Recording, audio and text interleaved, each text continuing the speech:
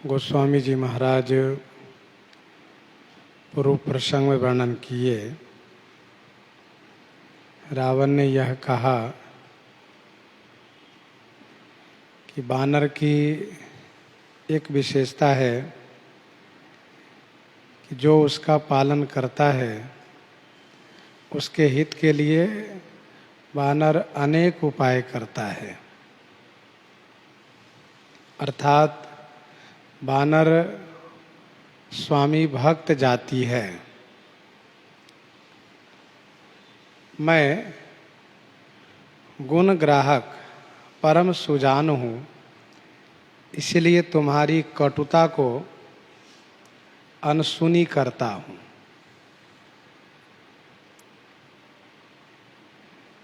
श्री अंगद जी ने कहा कि तुम्हारी गुण ग्राहकता सत्य है, क्योंकि पवन पुत्र श्री हनुमान जी ने मुझसे ये कहा कि अंगद, रावण बंदरों के गुण को ही लेते हैं, बंदरों के दोष को नहीं देखते हैं। उन्होंने वन को विध्वंस किया, तुम्हारे बेटे को मारा और लंका को जलाया। तुम्हारी समझ में बानर का यह दोष नहीं है, इसलिए बानर ने कोई अपकार नहीं किया।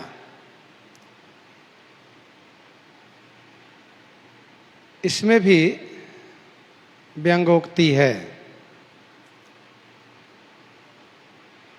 यदि तुम बानर के दोष को नहीं देखते, गुण ही लेते, तो वन के विध्वंस करने पर एक बानर के लिए इतने राक्षसों को नहीं भेजते। तुमने बहुत राक्षसों को भेजा। जब तुम्हें पता चला कि उस बानर ने मेरे बेटे को मार दिया है, तब तुमने दूसरे बेटे को भेजा, यह कह करके उसे बांध करके ले आना। और फिर उस बानर को मारने के लिए जो तुमने उपाय किए, इसको सब कोई जानते हैं। उन्होंने पुर को जलाया, फिर भी उसको कोई दोष नहीं तुम देखे। इसमें भी व्यंग है। व्यंग्यात्मक क्या है कि पुर को जलाते हुए देख करके तुमने बहुत प्रयास किए कि इस बानर को किसी प्रकार से हम मारें और जलती हुई लंका को बचावे, लेकिन तुम्हारा कोई बस चला नहीं, कुछ कर नहीं पाए। तो श्री अंगद जी ने कहा कि तदपि न तेहि कछुकृत अपकारा।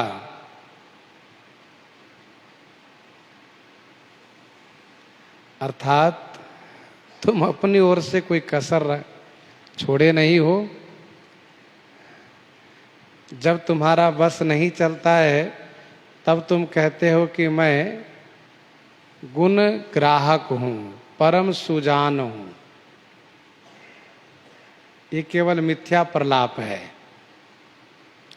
सोई विचारी तब प्रकृति सुहाई, दस कंधर मैं कीन्ह ढिठाई।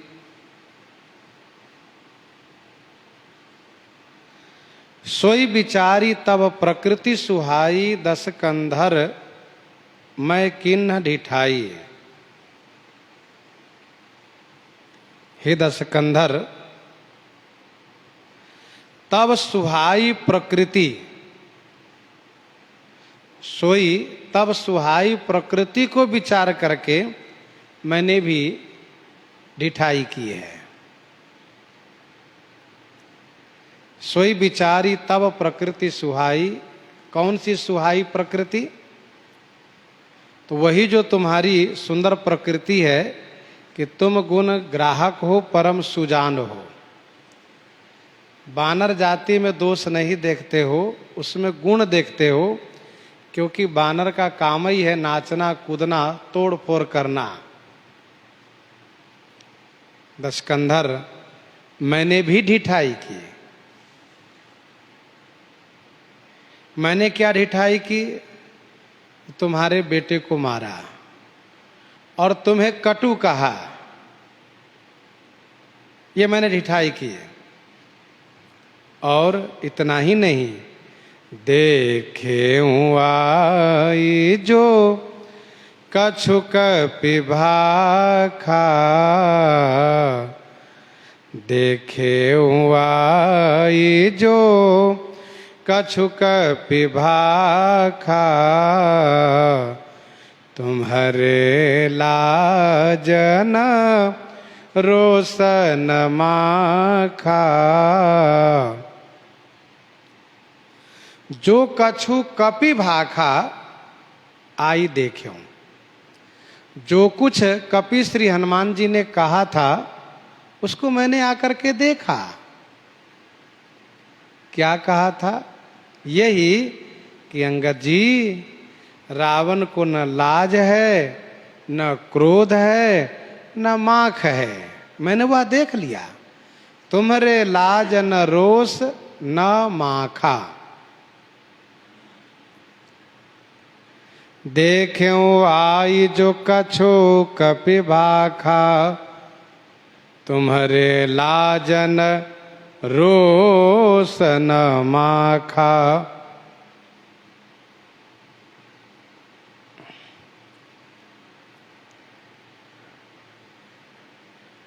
तुम बिल्कुल निर्लज्ज हो, तुम्हें क्रोध नहीं आता और तुम चिढ़ते नहीं हो। ना माखा माने चिढ़ते नहीं हो, अर्थात तुम्हें कोई बात बुरी लगती नहीं है। देखे आयु जो कछु कपि भाखा। यहां पर श्री अंगद जी ने हनुमान जी की बड़ाई किया। सत्य पवन सुत मोहि सुनाई, यह कह करके जो कुछ कहा इसमें हनुमान जी की प्रशंसा है। तुम्हें यदि लज्जा होती तो तुम चुल्लू भर पानी में डूब के मर जाते, परंतु तुम हो बिल्कुल बेशरम।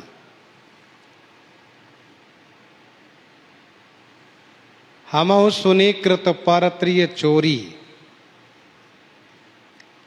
देखी नयन दूत रखवारी, बूढ़ी न मरहु धर्म व्रत धारी।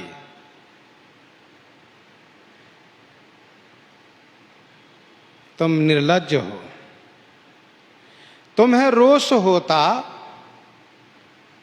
तो जिन्होंने तुम्हारी बहन को नाक कान काटा है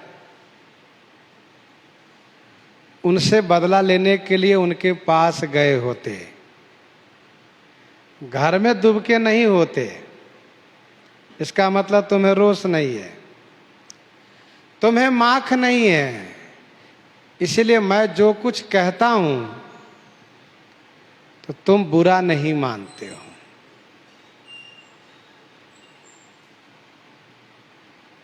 वस्तुतः रावण का कुछ चलता नहीं है। इसलिए अंगद जी ने कहा कि हनुमान जी ने जो मुझसे कहा था वह मैंने तुम्हें देख लिया कि तुम में न लाज है, न रोष है, न माख है। तब रावण ने सोचा कि मुझे क्या कहना चाहिए। तब उसने कुछ ही क्षण में सोच लिया कि इसको भी उपहास करूंगा, मैं इसकी हंसी उड़ाऊंगा।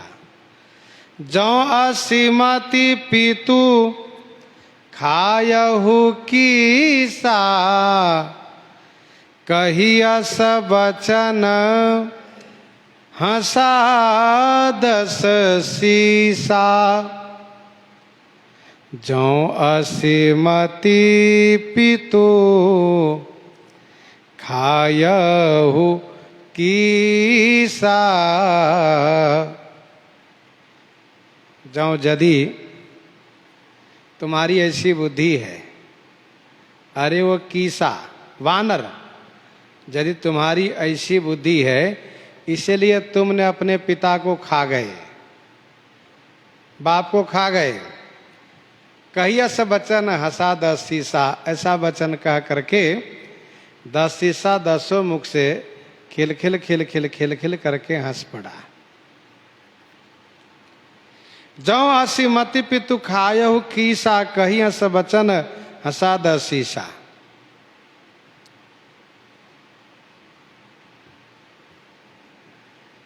रावण कहता है कि तुम अपकारियों में दोष नहीं देखते हो, अपकारियों में गुण देखते हो, इसलिए तुम अपने बाप को खा गए। ये आसुरी भाषा है। गांव देहात में लोग कहते हैं इन्होंने अपने बाप को, भाई को, अमुक अमुक को खा गए। ऐसा तब कहते हैं जब उनके मरने पर उनको उतनी पीड़ा नहीं होती है, तो कहते देखो ये उनको खा गए। ये आसुरी भाषा है, ये मानवीय भाषा नहीं है। रावण असुर राज है, इसलिए इसने ऐसा ही कहा, जौ असीमति पितु खायहु कीसा। रावण कहना यह चाहता है कि तुम्हारे कारण तुम्हारे बाप ने सुग्रीव को घर से निकाला, लेकिन तुम सुग्रीव से मिले रहे, इसीलिए तुम्हारे पिता को सुग्रीव ने मरवाया और तुमने उस पर कोई प्रतिक्रिया नहीं किया। तुमने उस पर कोई प्रतिशोध लेने की भावना नहीं रखा, बदला लेने की कामना नहीं किया।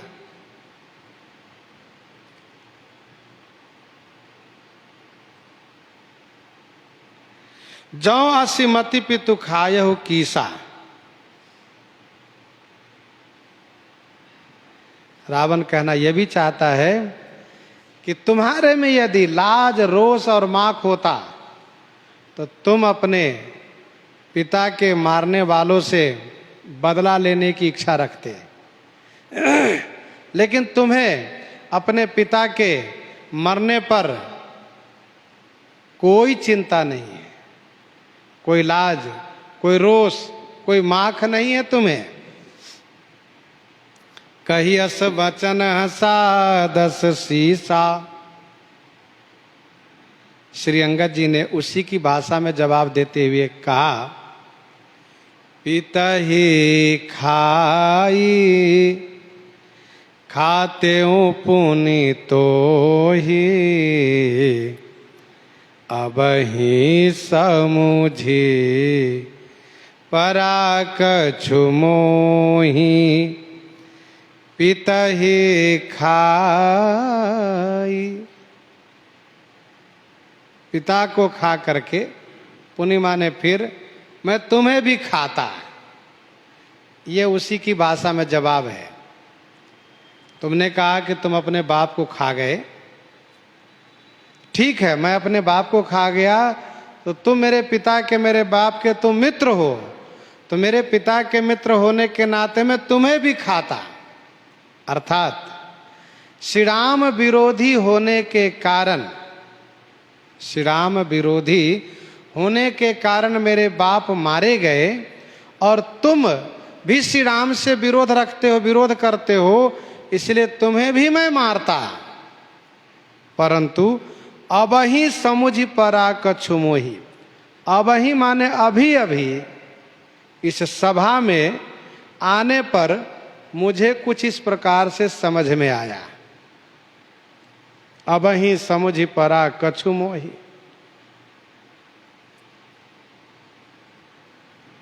क्या समझ में आया?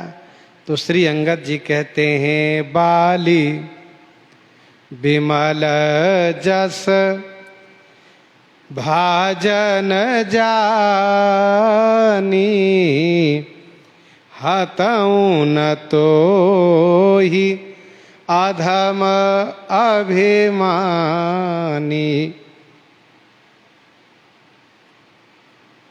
बाली बिमल जस भाजन जानी। महाराज बाली के निर्मल जस विमल जस के भाजन तुम्हें जान करके, अरे वो अधम नीच अभिमानी, तो ही न हताऊं, तुम्हें नहीं मारता हूं, नहीं तो अभी तक मैं तुम्हें मार दिया होता। जैसे तुमने कहा कि पितु खायहु कीसा, तो मैं तुम्हें भी मार डालता इसी क्षण, परंतु मैंने सोचा कि नहीं नहीं, तुम्हें मारना ठीक नहीं है। बाली विमल जस भाजन जानी।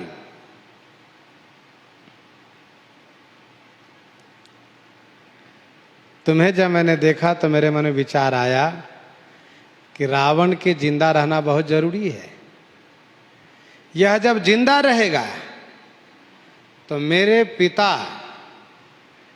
पिता की बाहों में कितना बल था, मेरे पिता की बाहों में कितना बल था, लोग उसका अंदाजा लगाते रहेंगे कि अरे भैया ये 10 सिर वाले 20 भुजा वाले पर्वताकार रावण को जिन्होंने अपनी कांख में दबा रखा था, वे कितने बड़े रहे होंगे, कितने बड़े लंबे चौड़े बलवान रहे होंगे।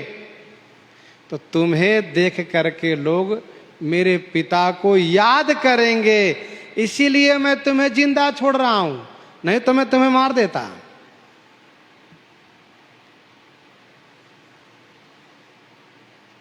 हनुमान नाटक में ऐसा भी वर्णन है, अंगद जी ने ये कहा कि मेरे पिता की कीर्ति रूप तुम तो है ही, मेरे पिता की कीर्ति रूप तो तुम हो ही, साथ साथ मेरे खिलौना भी हो। ऐसा हनुमान नाटक में कहा। मेरे पिता ने तुम्हें ला करके मेरे खिलौने में टांग दिया, ऊपर बांध दिया। मैं छोटा था, मेरे पिता मुझसे बहुत प्रेम करते थे, बहुत दुलार करते थे, तो उन्होंने तुम्हें खिलौना समझ के, क्योंकि 10 सिर 20 भुजा का अद्भुत खिलौना, तो मैं अपनी लात से ठोकर मार मार करके खेलता था। तो भला मैं अपने खिलौना को कैसे समाप्त करूं? मैं अपने पिता की कीर्ति को, मैं अपने खिलौने को कैसे समाप्त करूं? इसलिए मैं तुम्हें नहीं मारता हूं।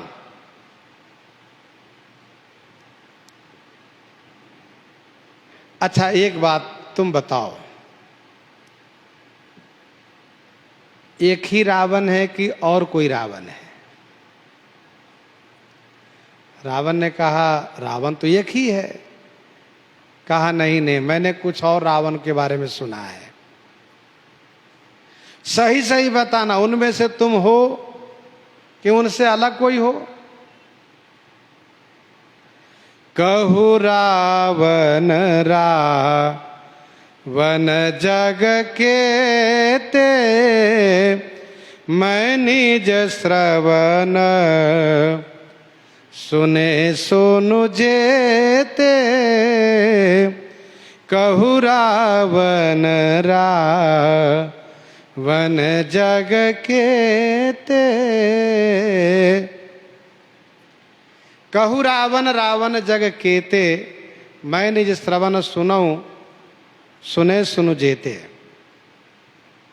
हे रावण कहो, जगत में कितने रावण हैं? रावण ने झट से कहा एको हम दूतियो नास्ति, एक रावण मैं हूं और दूसरा कोई रावण हो ही नहीं सकता। अंगद जी ने कहा मैं निज श्रवण सुने सुनु जेते, मैंने अपनी कानों से, मैं निज श्रवण अपने श्रवण से जितने रावण के बारे में सुना है उसको मैं सुना रहा हूं, तुम सावधानी पूर्वक सुनो। रावण एक ही है, चरित्र अनेक है। अंगद जी जहां जहां रावण का पराजय हुआ है उसी को कहना चाहते हैं, और वो भी भरी सभा में, जहां की रावण अपनी पराजय को छुपाया है। हनुमान जी महाराज जब कुछ उजागर कर रहे थे तो रावण ने हंस करके उसको टाल दिया था। सुनि कपि वचन भी हंसी भी हरावा। लेकिन अंगद जी महाराज ने ऐसी भूमिका बना करके कहना शुरू किया कि रावण उसको बहला नहीं सकता, टाल नहीं सकता। श्री अंगद जी ने कहा, मैंने अपने श्रवण से जितने रावण के बारे में सुना है वह मैं सुना रहा हूं, सुनो। मैंने जो श्रवण सुने सुनु जेते, भले ही जीतन एक गयऊ पताला, राखेऊ बांधी से सुनहय साला, बलि जीतन एक गयऊ पताला। एक रावण के बारे में मैंने सुना है कि वह राजा बलि को जीतने के लिए पाताल को गया था। बलि जीतन एक गयऊ पताला। एक रावण राजा बलि को जीतने के लिए पाताल को गया था।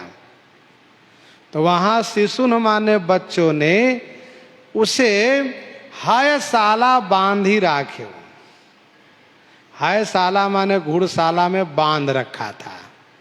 अर्थात वह रावण गया था बलि को जीतने, लेकिन राजा बलि के नगर के बच्चे लोग उसको बांध करके घुड़शाला में रख दिए घोड़े के लीद उठाने के लिए। और क्या करते थे? कहा, खेल ही बालक मार ही जाई,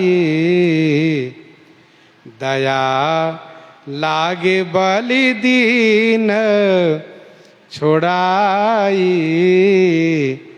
खेल ही बालक मार ही जाई। बालक लोग खेलते थे और खेल में यह नियम लगाते थे कि देखो, जो जीतेगा वह इसको लात लगाएगा, लात से मारेगा। तो खेल ही बालक मार ही जाए। बालक लोग खेलते थे और बारी बारी से सब जीतते थे और सब जाकर के रावण को मारते थे। बेचारा यूं ही बंधा हुआ विवश पड़ा था। अब कोई भी जाकर के लात से मारे तो रावण बेचारा बहुत दुखी होता था, विवश था, लाचार था। यह जब दृश्य राजा बलि ने देखा तो राजा बलि को दया आ गई। दया लागी बलि दीन छोड़ाई। बलि को दया आ गई, उन्होंने छुड़ा दिया, आजाद करा दिया।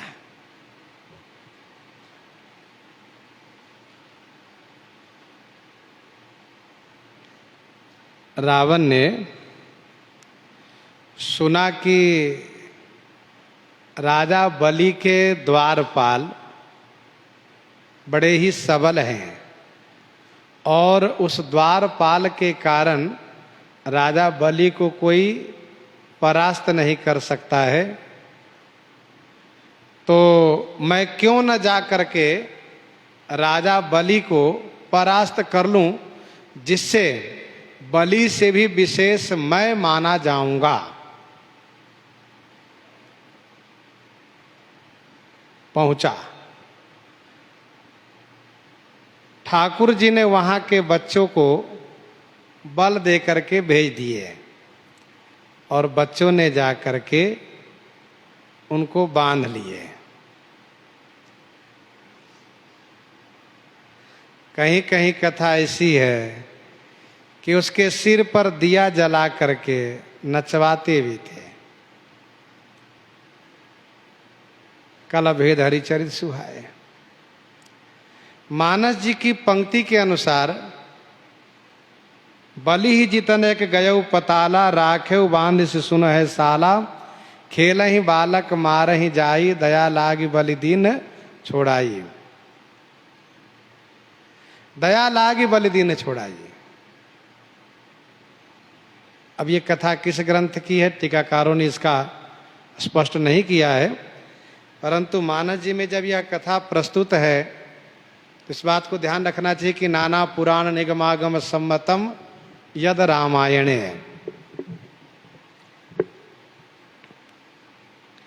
श्रीमद् वाल्मीकि रामायण में कथा ऐसी है